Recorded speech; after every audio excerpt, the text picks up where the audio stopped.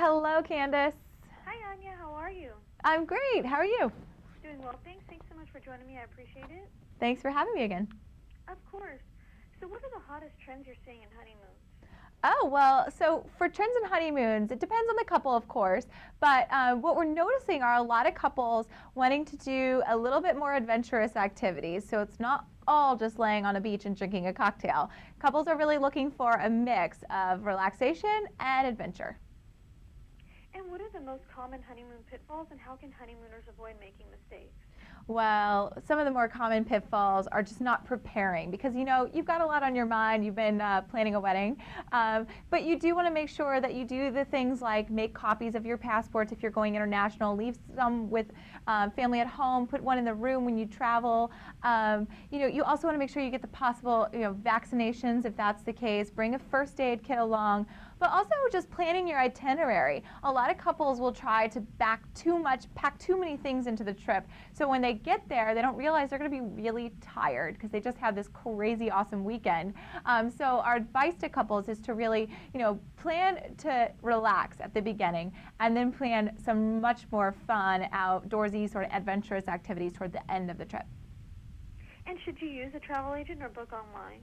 Well, that depends on your style. So a travel agent really does take the guesswork out of a lot of planning your honeymoon. They typically, do have expert advice on a lot of the classic destinations.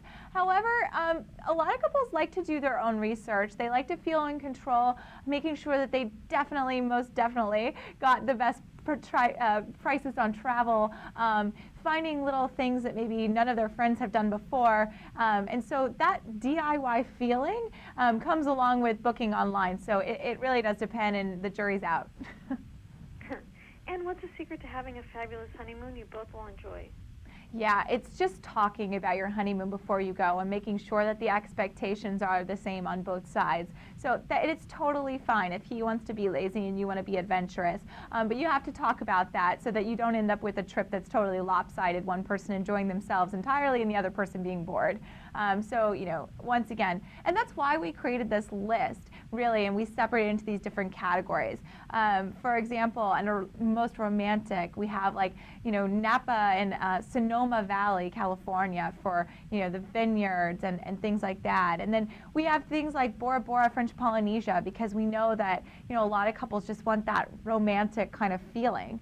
On the other hand, there's destinations on there under the exotic list like Taos, New Mexico, things that maybe none of your friends or family would have suggested to you, but we find to be very cool because it kind of feels like you're miles and miles or worlds away from your original destination when you're still in the United States.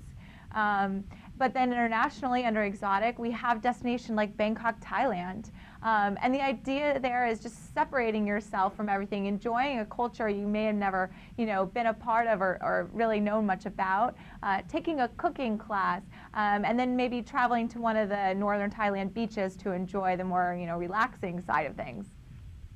Well, thank you for the great tips, Anja. Where can we go for more information? So all the destinations have been compiled into one neat, easy-to-read list at theknot.com/honeymoons. Well, thank you so much. I appreciate it. Have a great afternoon. Thank you. You too. Thank you. Bye-bye. Bye.